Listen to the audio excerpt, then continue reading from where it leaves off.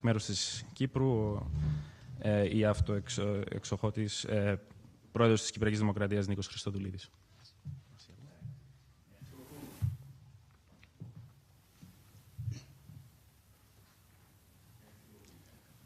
Le second texte est une lettre d'intention concernant le domaine consulaire. J'appelle les signataires pour la partie française, M. Benjamin Haddad, ministre délégué auprès du ministre de l'Europe et des Affaires étrangères, chargé de l'Europe, et le signataire pour la partie chypriote est M. Konstantinos Kombos, ministre des Affaires étrangères de la République de Chypre.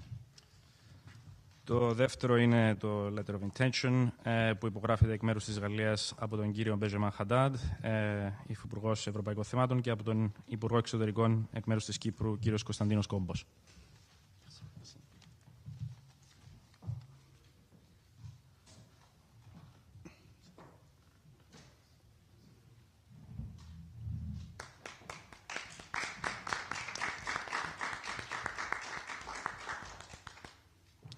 Cette cérémonie est maintenant terminée. Nous allons passer aux déclarations à la presse et j'invite Monsieur le Président de la République à prendre la parole. Merci beaucoup. Monsieur le Président, cher Nikos, Mesdames et Messieurs les ministres, Mesdames, Messieurs les ambassadeurs, Mesdames et Messieurs en vos grades et qualités, je suis très heureux d'accueillir aujourd'hui à Paris le Président de la République de Chypre, Nikos Christodoulides, à la veille de la présidence chypriote du Conseil de l'Union européenne qui se tiendra au premier semestre 2026 et pour renforcer les liens d'amitié et de confiance entre Chypre et la France. Aujourd'hui, nous venons de signer ce partenariat stratégique entre nos deux pays qui est une étape ô combien importante et merci de la confiance que vous faites à notre pays qui devient le seul, à ce stade, pays de l'Union européenne à avoir un tel partenariat avec Chypre. En 2016, Chypre et la France avaient adopté un agenda stratégique pour enrichir notre dialogue politique et appuyer l'ensemble de nos coopérations. Aujourd'hui, cette signature d'un partenariat stratégique élève notre relation à un niveau supérieur, centré sur l'autonomie stratégique et l'innovation, l'écologie, le numérique, l'éducation, la culture, mais aussi les questions stratégiques et de défense. Et nous pourrons finaliser ainsi, dans les semaines qui viennent, un accord sur ces sujets, en particulier ce qu'on appelle un SOFA. Notre coopération de sécurité et de défense est importante pour l'engagement français au Proche-Orient. Nos bâtiments militaires effectuent une vingtaine d'escales chaque année à Chypre. Nos deux marines participent à de nombreux exercices conjoints, marquant notre attachement à la liberté, à la stabilité en Méditerranée orientale. Et je tiens, Monsieur le Président, à vous remercier pour le soutien dont la France a pu bénéficier pour les opérations d'évacuation de nos ressortissants au Proche-Orient par le territoire chypriote, comme ce fut le cas en juin dernier. Ce soutien témoigne de la solidarité qui est au cœur de notre relation et de notre appartenance à l'Union européenne, mais vient sceller quelque chose de tout à fait unique entre nos deux pays.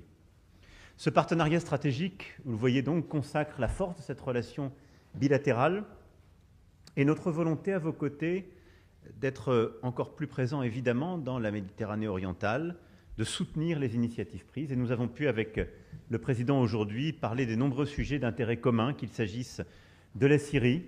Et nous nous souvenons que lorsque le Président El-Shara était venu ici, nous avions eu une conversation à plusieurs avec vous et le Premier ministre grec en particulier, sur les questions migratoires et de coopération énergétique et régionale. Et nous avons pu évidemment évoquer aussi la question du Liban, auquel nous tenons l'un et l'autre.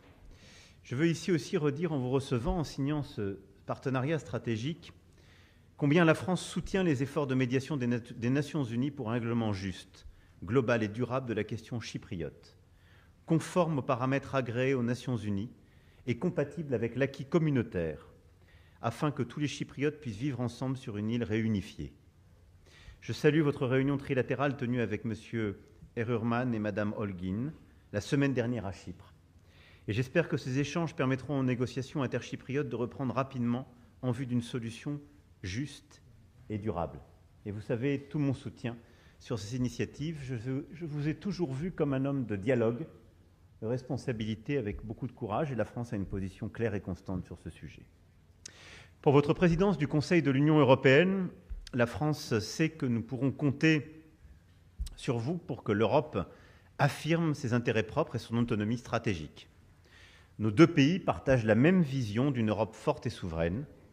Face à tous nos défis, menaces de sécurité venant des compétiteurs désinhibés, pratiques commerciales déloyales, surcapacité extérieure qui affectent nos industries, menaces sur nos démocraties et notre jeunesse, allant des ingérences électorales à la protection des enfants à l'ère des réseaux sociaux. La présidence chypriote pourra compter sur le soutien de la France pour renforcer la sécurité et la défense de notre continent, pour continuer à soutenir l'Ukraine face à l'agression russe et parvenir à une paix juste et durable, pour concrétiser un agenda de compétitivité, de simplification réglementaire, de préférence européenne, d'investissement dans les secteurs stratégiques et de défense d'une union des marchés de capitaux,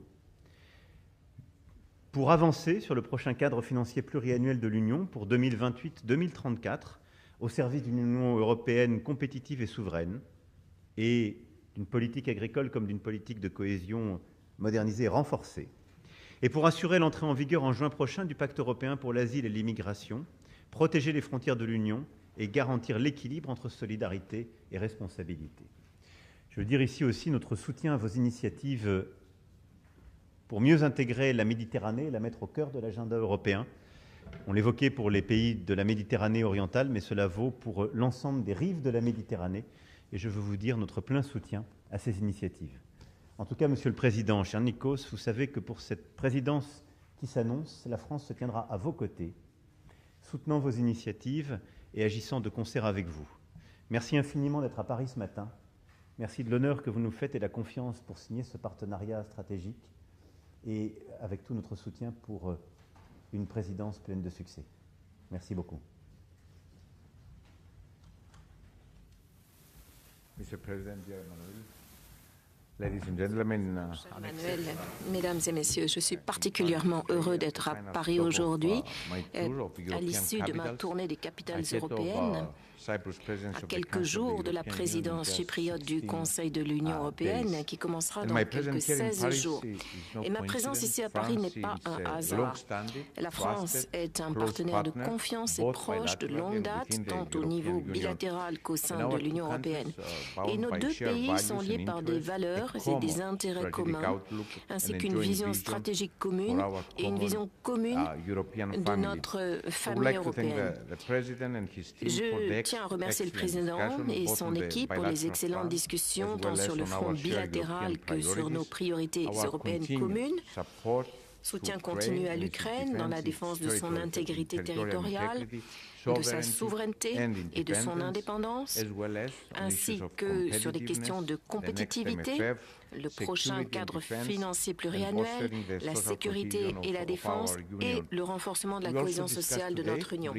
Alors aujourd'hui, nous avons également parlé des développements régionaux en Méditerranée orientale, qui est le voisinage immédiat de Chypre. Alors c'est une région de défis, mais également une région d'immenses opportunités pour l'Europe, où les événements nous affectent de façon significative.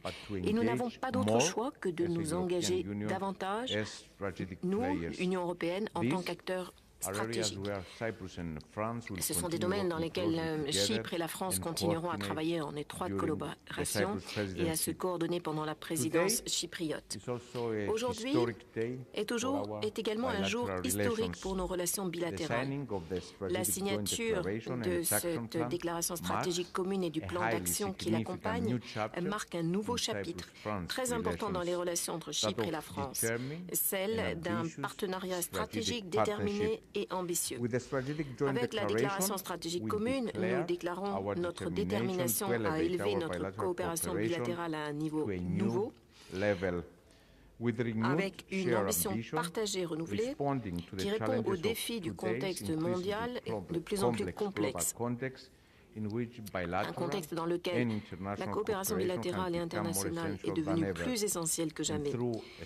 Et grâce à un mécanisme structuré, axé sur les résultats, sur des domaines clés tels que l'énergie, la défense et la sécurité, l'éducation et l'innovation. Alors il s'agit essentiellement d'une déclaration politique claire et d'une expression tangible de la nature stratégique de notre partenariat qui définit une vision commune et des priorités concrètes pour les années à venir. Ensemble, nous continuons à bâtir avec une vision sur ce qui est une base solide. La France constitue un partenaire stratégique inestimable pour Chypre dans les secteurs clés de la défense et de l'énergie. Et nous apprécions énormément la présence de longue date de Total et les découvertes majeures qui ont été faites dans la zone économique exclusive de Chypre. Et en même temps, dans le domaine de la défense, la collaboration entre nos ministères de la Défense respectifs ne cesse de croître, y compris maintenant dans le contexte du mécanisme SAFE de l'Union européenne. Et d'ici peu, nous allons effectivement signer l'accord que vous avez mentionné. Le lien entre la France et Chypre est bien entendu ancré dans les liens étroits entre les peuples qui continuent de se développer.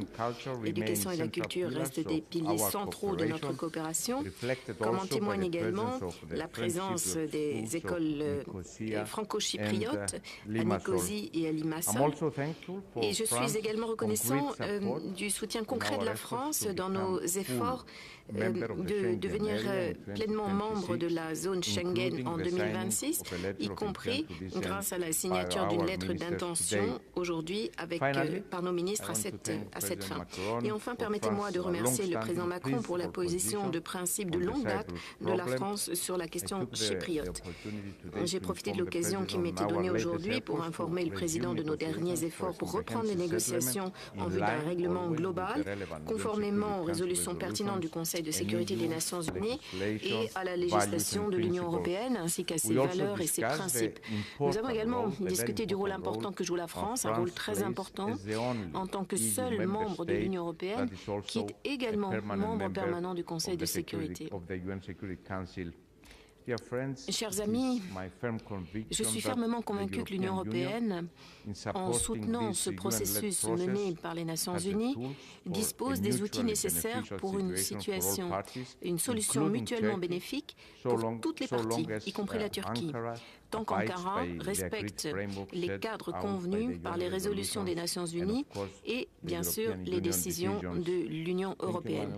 Merci Emmanuel pour les discussions de fond et je me réjouis très sincèrement de vous accueillir à Chypre d'ici peu. Merci beaucoup.